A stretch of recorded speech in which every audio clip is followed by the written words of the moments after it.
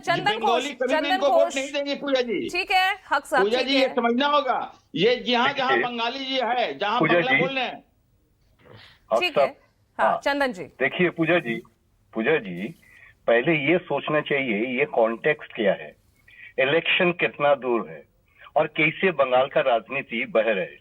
बात ये बना, ये गवर्नर बोस साहब, ये governor 2023 blood shed of election, जो लोकल इलेक्शन था, पंचायत इलेक्शन था, 48 पीपल वे किल्ड, 48, 400 सीरियसली इंज्योर्ड। हम लोग कांग्रेस की तरफ से उनके साथ वेट किए 7 बार, 7 टाइम्स, रिकॉर्ड में है, काम कुछ नहीं हुआ क्योंकि इलेक्शन नहीं था स्टेट असेंबली का। हम लोग बोले अगर है तो, अगर स्टेटमेंट अब देखिएगा तो ये भी आपको मालूम पड़ेगा, अधीर रंजन चौधरी जी तब प्रदेश सभापति थे, 355 एप्लीकेशन के बारे में भी हम लोग सोचे थे, अपील की थी, लेकिन काम कुछ नहीं हुआ, बंगाल में ही रहे।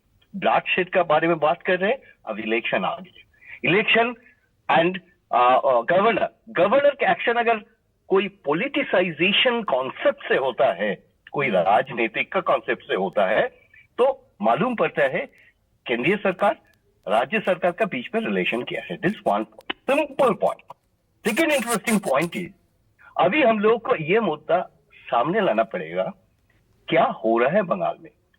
2021 लास्ट इलेक्शन, असेंबली इलेक्शन, जहां पे कांग्रेस हार गए थे बुरी तरह, 0, लेकिन कांग्रेस लेगेसी अभी तक जिंदा है, ये क्वेश्चन पूछ रहा है। लेकिन जिसका 77 सीट मिले थे वो ऑपोजिशन पार्टी कहां है अभी? Why the governor has to act? Opposition party कहां है?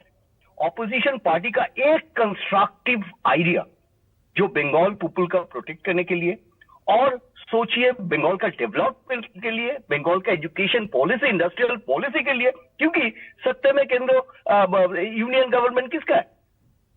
एक कंस्ट्रक्टिव पॉलिसी और प्लान इन लोग बताने नहीं पाए, खाली ब्लैकशेड बनाओ, एक तू मैं कॉन्सेप्ट तैयार करो, और इस बीच से कोई अगर फायदा मिले तो मिले, अगर नहीं मिले तो ऐसे ही पॉलिटिक्स चलते रहेगा। Politics will go on governor. Interesting part, governor का जो भूमिका था और होता है नॉर्मली कॉन्स्टिट्यूशनल, इससे बाहर निकल जाए। हर बार हम लोग नॉट अंडरस्टैंडिंग चंदन जी, ये आप जो भी बोल रहे हैं ये रिपोर्ट की सपोर्ट में बोल रहे हैं कि हाँ इस रिपोर्ट में जो होगा वो ठीक होगा, तो यही है यार राजनीति आपकी समझ नहीं आ रही है, आप टीएमसी के साथ है, खिलाफ हैं।